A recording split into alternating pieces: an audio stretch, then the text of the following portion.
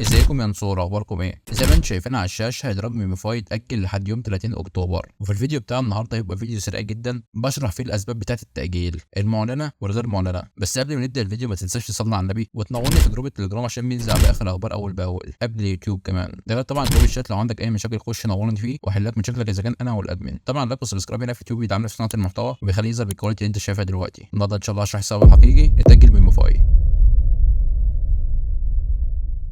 زي ما انتم عارفين كان المفروض ميميفاي يندرج يوم 9 اكتوبر، يعني بعد 3 ايام من النهارده، لكن طلعوا من شويه صراحه بالتصريح اللي قدامكم على الشاشه اللي مكتوب فيه 3 بنود بالظبط. قال لك ان اول بند ان البوت هيندرج على 6 منصات، ولسه في منصه مستنيه التاكيد بتاعها اذا كانت هتوافق العمله تندرج عندها ولا لا. وتاني بند قال لك ان التاجيل هيبقى لحد 30 اكتوبر. وتالت بند قال لك ان الدروب هيعتمد على عدد الرومات اللي معاك. وبعد كده قال لك هيبقى في مشاريع تانية شبه تيست نت وكلام من كده. يعني خلصت الكلام من البندين دول ان الادراج هيكون يوم 30 اكتوبر وان الادراج هيعتمد على عدد العملات. طب ايه الاسباب اللي ممكن تخلي البوت يتاخر بالطريقه دي؟ انا بصراحه عندي سببين وما اعرفش ممكن يكون واحد منهم ولا لا. اول سبب هم كاتبين في الرساله بتاعتهم ان لسه في منصه مستنيين التاكيد بتاعها عشان العمله تندرج عليها، واعتقد المنصه دي هتبقى باينانس عشان باينانس مش بتوافق على اي عمله تندرج عليها، فبنسبه كبيره جدا هتبقى باينانس. عشان كده حصل التاجيل ده، خاصه ان باينانس ما طلعتش لمحت لاي حاجه. مش عارف عشان باينانس عارفه حوار الهاكر اللي حصل ولا لا، لكن اعتقد ملوش علاقه لانه حصل في هامستر، فمش عارف هل هيبقى له علاقه ولا لا. لكن السبب اللي بصراحه في دماغي ان الشركه لسه ما تلاقيتش حل بالنسبه لسه الغشاشين. كل اللي بيقولوا ان هم يتحذروا لكن ما طلعوش بحل. ده غير طبعا القضيه بتاعت الرسوم اللي الواحد لسه مش عارف هيدفعها ازاي، عشان رسوم شبكه لينا على الاثريوم عامله بالظبط على بايبت نص دولار. فانا هشوف على اوجي اكس عامله كام وان شاء الله ابقى اطلع اعمل فيديو. فالناس خايفه دلوقتي تدفع الرسوم في الاخر تاخد بان، الناس اللي عملت هاك او الناس حتى اللي ما عملتش بس عندها احالات عامله هاك. فالدنيا لسه موشوشه شويه يعني. وافضل حل فعلا ان الواحد يستنى لحد ما يطلع منهم تصريح يريحنا كلنا بالنسبه للموضوع ده،